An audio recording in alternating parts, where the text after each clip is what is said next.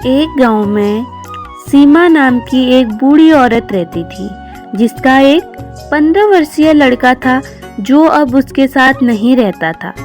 सीमा अपना पेट पालने के लिए अपने ही घर के बाहर कचौड़ियों की दुकान लगाया करती और बच्चों और उस गांव वालों को कचौड़ियां बेचा करती। सीमा जोर जोर से चिल्लाती, पकौड़ी ले लो, पकौड़ी ले लो, पकौड़ी ले लो। एक बार खाओगे तो बार बार आओगे, एक बार खाओगे तो बार बार आओगे। एक राहगीर उससे बोलता है, दादी 10 की पकौड़ी लगा दो। तो दादी बोलती है, बेटा 10 की ही क्यों, 20 की पकौड़ी ले लो, इससे आपका पेट भर जाएगा। तो वो लड़का बोलता है, नहीं दादी, मुझे केवल 10 की ही पकौड़ी चाहिए, मैं बस चखना चाहता हूँ। तो वह दादी उसको 10 की पकौड़ी देती है, वह खाता है और चला जाता है। दादी सोचती है, कोई भी मुझसे ज्यादा कचौड़ियाँ नहीं लेता है। अगर इतनी ही कचौड़ी बिकी तो मैं केवल अपना ही खर्चा निकाल पाऊंगी, जमा तो मैं कर ही नहीं पाऊंगी। अगर कल के दिन मेरा लड़का आ गया तो उसको मैं क्या खिलाऊंगी। अगर जितनी पकौड़ी मैं बेचती हूँ उतनी ही कल के दिन भी बिकी तो उससे तो केवल मेरा ही गुजारा होगा। यही सब कुछ सोच रही थी कि तभी उसके ध्यान में आता है कि एक लड़का आता है, रोज कचौड़ियाँ खाता है और कभी भी पैसे नहीं देता है।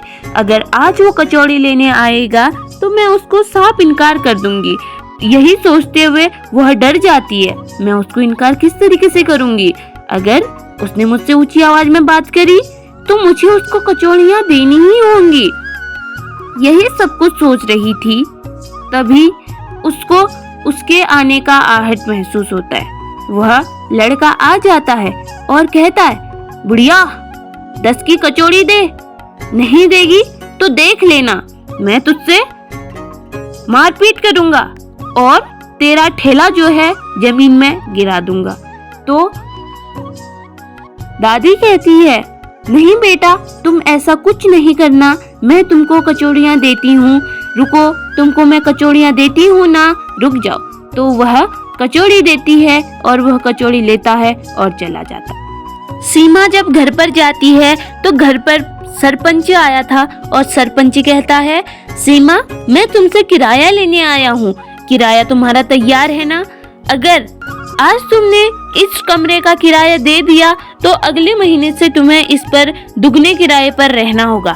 अगर नहीं दे सकते हो तो अपना बोरिया बिस्तर बांधो और चले जाओ। सीमा कहती है, मैं इतना दुगना पैसा कहाँ से दूंगी, मैं तो केवल कचौड़ियाँ बेचकर अपना पेट पाल सकती हूँ, इतना दुगना पैसा मैं कहाँ से दूंगी। सीमा उससे गुजारिश करती है पर सरपंच कुछ नहीं सुनता और कहता है, नहीं दोगी तो इस घर से अपना बोरिया बिस्तर बांधना और निकल जाना। यह कह के सरपंच चला जाता है। सीमा अपने काम पर लग जाती है और कचौड़ियाँ बेचना शुरू कर देती है। इसी तरीके से समय बीतता रहता है और सीमा अपने काम पर इसी तरीके से डटे रहती है। अगर सीमा काम नहीं करती तो उसको खाना देने के लिए उसके आगे पीछे कोई नहीं था, इसलिए वह हर रोज मेहनत करती, हर रोज कचौड़ियाँ बनाती और हर रोज बेचा करती थी। सीमा की दिनचर्या बिल्कुल भी नहीं बदली थी। वह बड़ी मेहनत करके कचौड़ियाँ बनाती और बेचती, पर कभी कभी लड़का आता और उसे बिना पैसे दिए हुए कचौड़ियाँ लेकर। आज भी लड़का आया और आते ही बोल पड़ता है, ए बुढ़िया, तूने मेरे लिए कचौड़ी तैयार रखी है ना, मैं तुझसे कचौड़ी लेने आया हूँ। कचौड़ी लेता है और चला जाता है। जाते हुए उस लड़के को रास्ते पर बैठा हुआ एक लड़का दिखाई देता है। लड़का बोलता है, भैया इस थैले पर क्या है, मुझे कुछ खाने के लिए मिल सकता है, मैंने 2-3 दिनों से कुछ भी नहीं खाया है। तो वह लड़का कहता है, इसमें कचौड़ियाँ हैं, क्या तुम खाओगे, मैं एक बुढ़िया के वहाँ से रोज फ्री में लाता हूँ, अगर तुम चाहो तो आज इस कचौड़ियों को खा सकते हो। दूसरी तरफ सीमा के घर में सरपंच आया था किराया लेने। सीमा पूरे पैसे इकट्ठा नहीं कर पाई थी तो वह डर जाती है, भगवान मैं तो पूरे पैसे नहीं ले पाई, अब मैं क्या करूंगी। वह डरते हुए जाती है, उससे कहती है, बेटा मैं पूरे पैसे नहीं इकट्ठा कर पाई, तुम मुझे थोड़ा समय दो, 2-3 दिन में मैं तुम्हारे पैसे तुमको लौटा दूंगी। पर सरपंच जी कहता है, अगर तुम पैसा नहीं दे सकती हो तो घर पर क्यों रह रहे हो, चले जाओ ना। ऐसा कहते हुए सरपंच सीमा को अच्छी तरीके से सुनाता है और कहता है, तुम मेरे घर से अभी के अभी निकल जाओ। सीमा कहती है, नहीं बेटा, कहाँ जाऊंगी, पर सरपंच निकाल देता है। सीमा चौराहे पर जाकर खूब रोती है। तभी सामने से देखती है कि एक लड़का चलकर आ रहा था और कोई नहीं, वह उसका बेटा होता है। उसे देखकर वह शॉक हो जाती है। उसका बेटा बोलता है, क्या हुआ मम्मी, तुम इस तरीके से रो क्यों रही हो? तो सीमा उसको पूरी अपनी आप बीती बताती है और कहती है, अब हमारे पास रहने के लिए कोई भी जगह नहीं है। उसका बेटा बोलता है, मैं कोई ना कोई रास्ता निकाल ही लूंगा।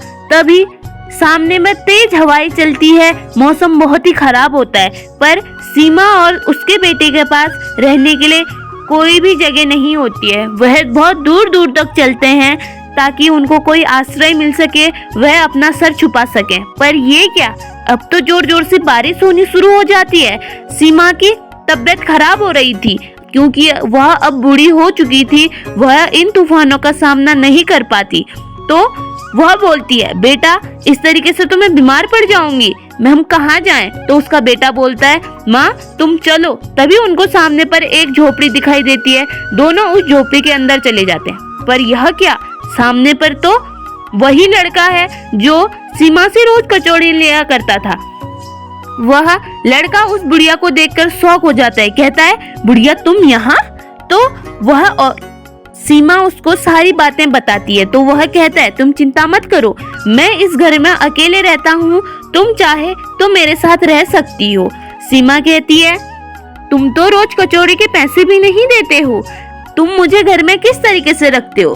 तो वह लड़का बोलता है, तुम मुझे अपने बेटे के समान मानो, क्योंकि मेरे आगे पीछे मुझे सिखाने वाला कोई नहीं है कि अपने से बड़ों से किस तरीके से बात करनी चाहिए और उन्हें कैसा आदर सम्मान देना चाहिए। इसलिए मैं आपसे माफी मांगता हूँ और वादा करता हूँ कि आज से मैं कभी भी किसी को भी परेशान नहीं करूँगा और अपने मेहनत की रोटी खाऊंगा।